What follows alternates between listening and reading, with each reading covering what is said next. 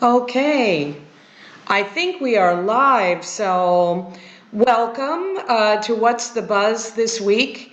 We're at the American Corner Trieste Associazione Italoamericana, and it's February 15th, 2021, and I'm Denise, and today I'm with Suzanne. Hi everyone. Hi. We got a couple of things to talk about this week. It's been freezing cold here. What do you think, Suzanne? Yeah, I thought that it would be in spring, but actually we are in the middle of the winter. So I hope that it will be soon hotter and warmer. I just long to be in spring again. Me too. Well, it was so cold the other day, and there was wind here that's called Bora, which some other countries might have Bora. I think it comes through for Siberia, and it brings very cold wind into our area. And the wind was up to 116 kilometers an hour, which that's a lot of wind. And yeah, how Yeah, about at your house? Do you live on the hill or do you live below? Where do you live? I live on a hill and you can really hear the shutters move because of the wind. So yeah, and it is so weird when all of a sudden the wind stops and you don't hear any movement again. So yeah, we hear the wind. I remember one year that it went on for like a week, day and night. Yeah. And we live on the hill and we have wooden shutters, and the whole place would just move. The whole house was moving. It was so cold. Yeah. And here in front of our office in the canal, two containers fell into the canal. Did you Wow. see that? They're dredging the canal. No, I didn't.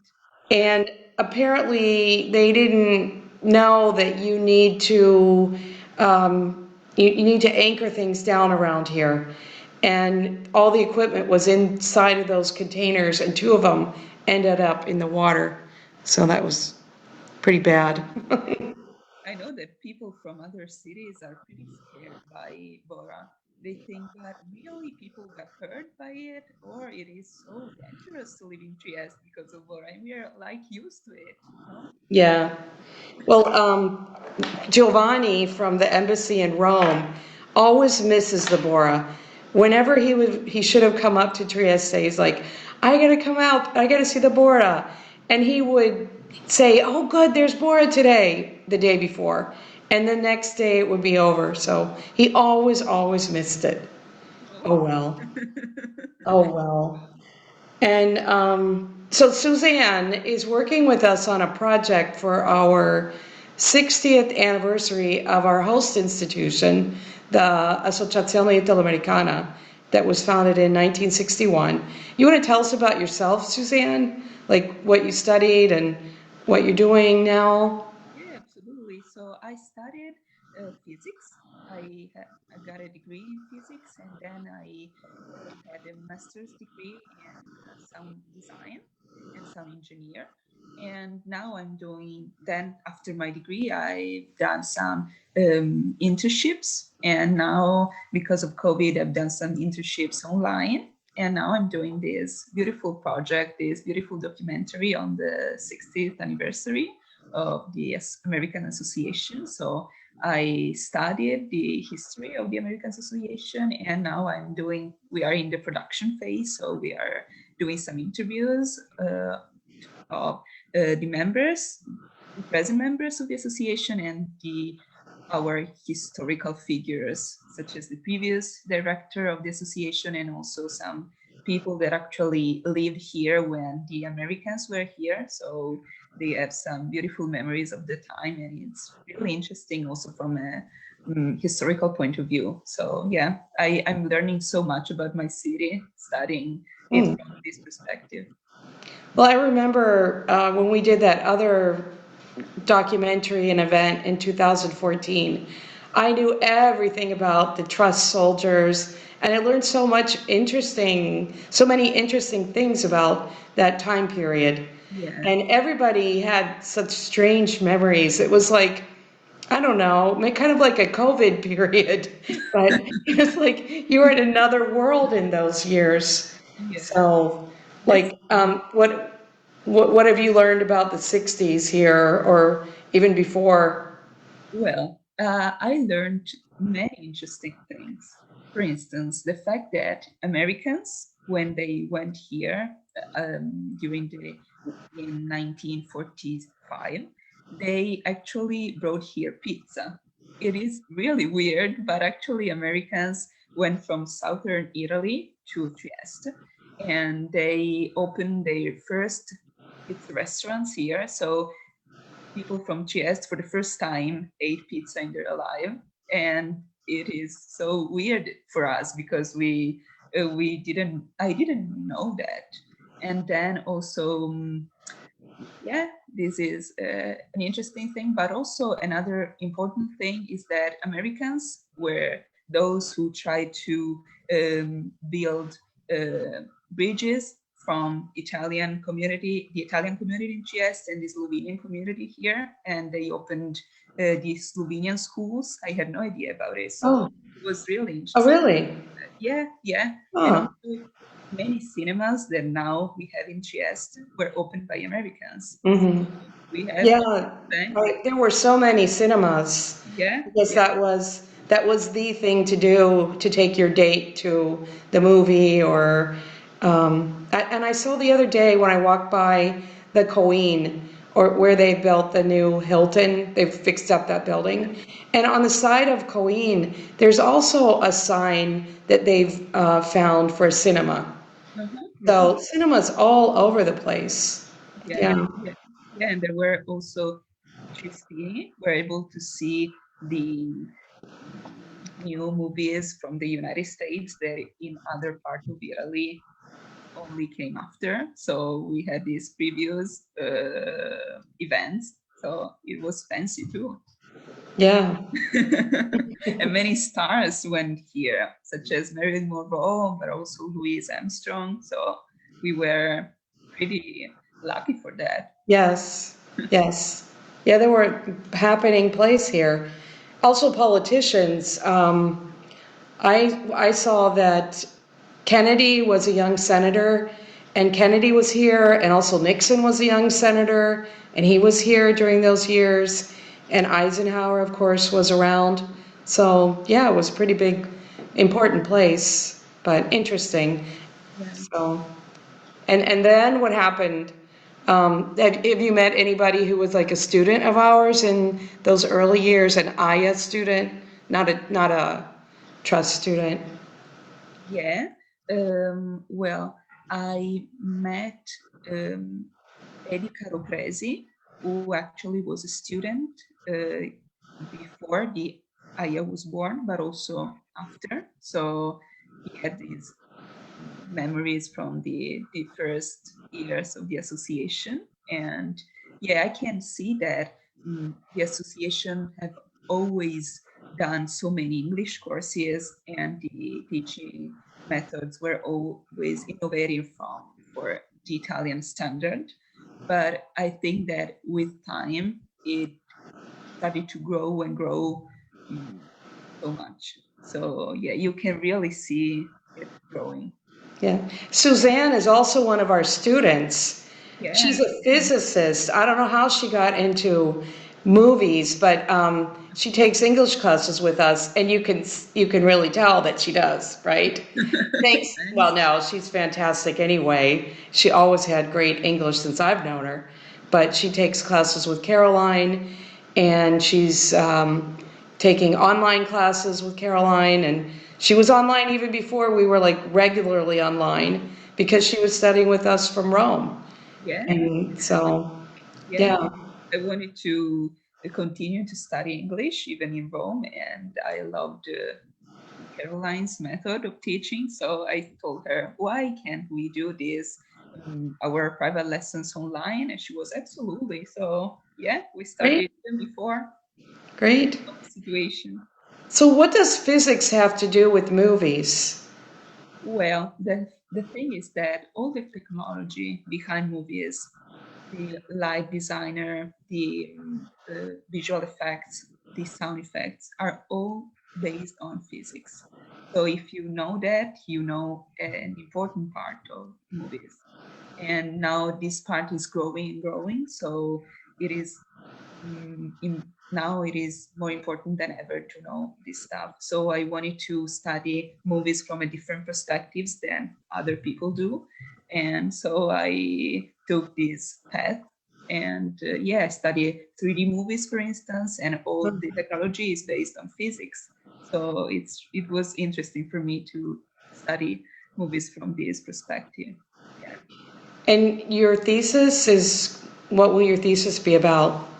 My thesis was about 3D movies, and Oh, in particular on a particular screen that will be used in probably in 2022, and in which you can see 3D movies without use of any pair of without the special glasses, yeah, the funny exactly, glasses that you yeah, have to yeah. wear? Yeah. Yeah, so because it is all based on optics and all this stuff. Yeah.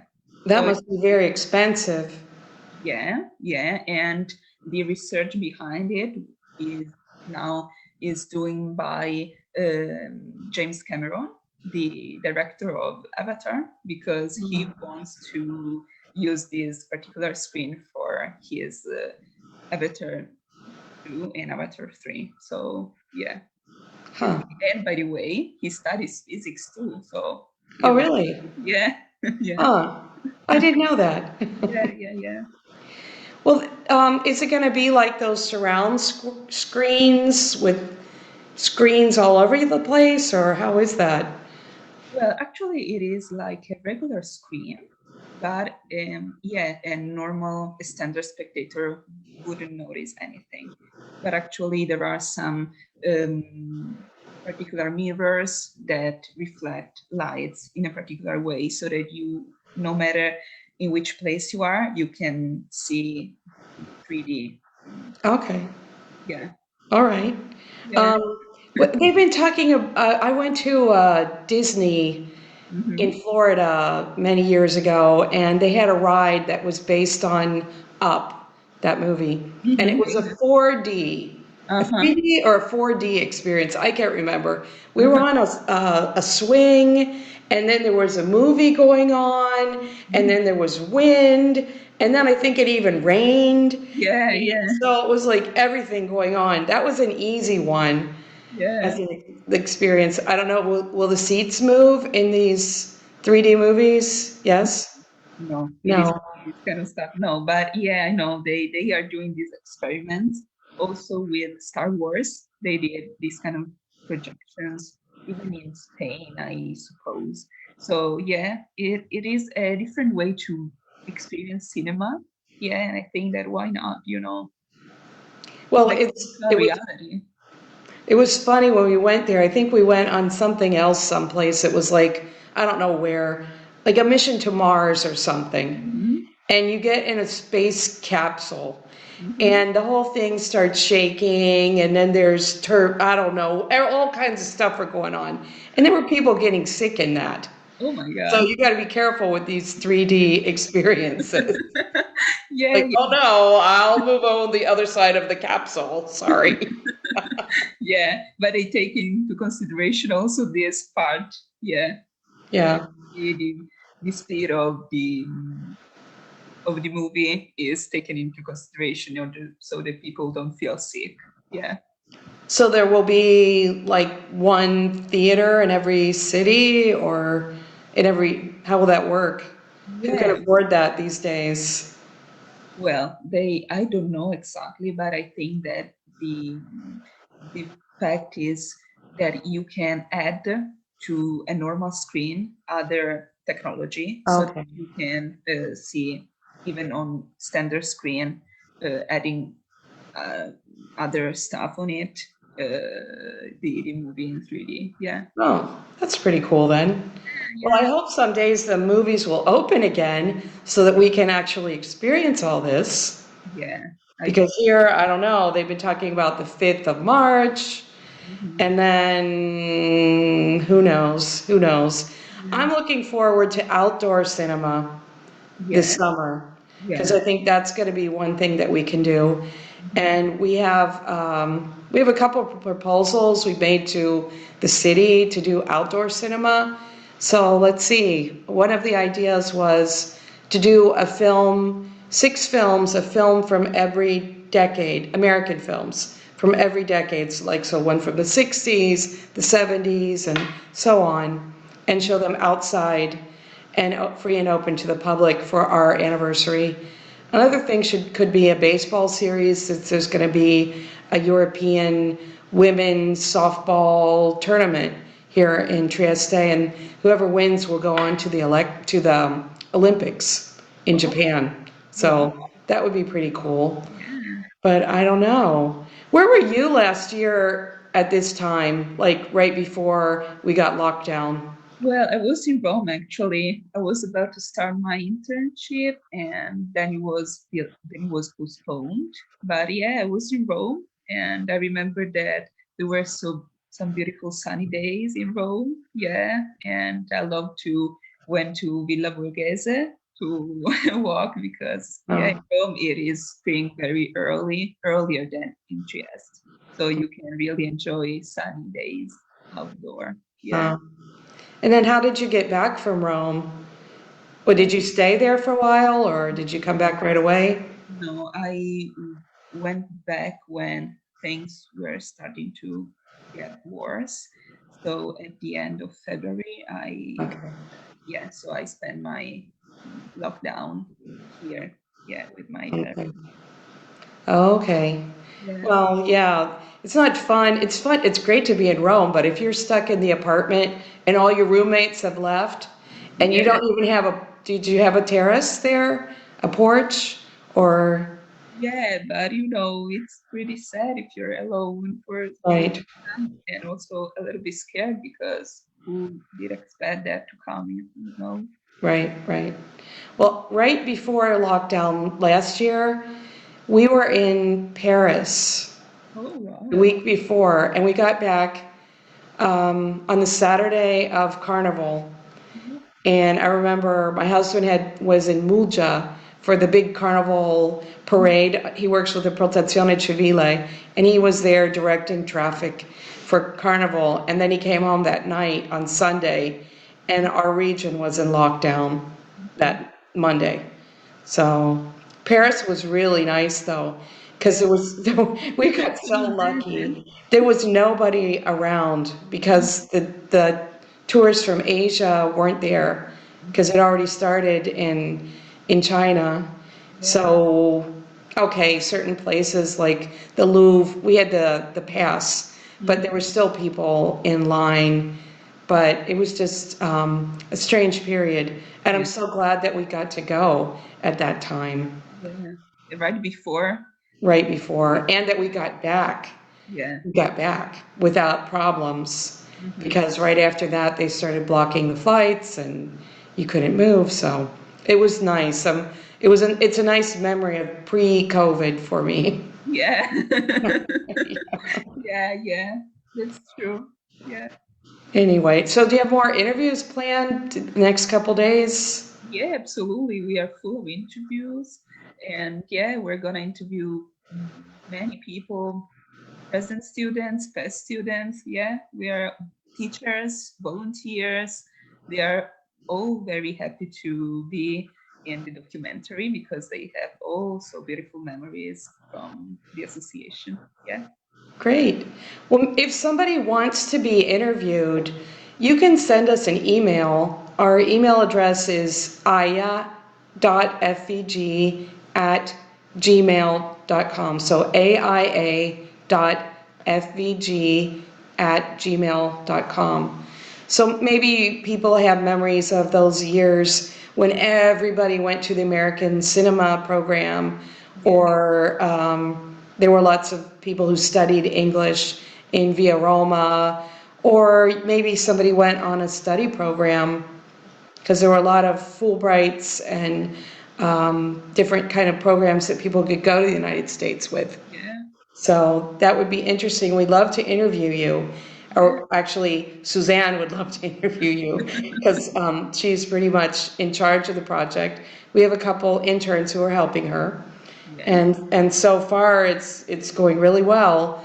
And if you want to be interviewed, we can interview via Zoom, or if you want to come in person, we respect all of the COVID regulations with the social distancing and temperature and the registration book and everything. So if you want to come in, just send us an email and you'll get set up with Suzanne.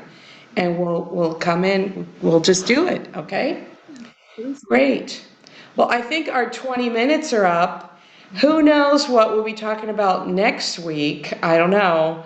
I guess Caroline will be back. Caroline is teaching today, or she had something going on. So, other things that are going on. Random acts of kindness. We are continuing with that, and you could still jump in our kindness calendar and participate and become a random acts of kindness ambassador for us. And we have a great playlist for the month and about random acts of kindness, of course. And what else? We're going ahead with poetry, Black, Native, African American poets, so we continue on that line. So thanks for joining us today. Thank you, Suzanne, and good luck with your work. I know it's interesting, but it's a lot of things to digest. So hopefully we'll be able to see it in a cinema or on a big screen. I'm not saying 3D, but anyway, okay? Right. Yeah. All right. Okay, thanks, Suzanne. Thank you. Bye-bye. Bye. Bye-bye.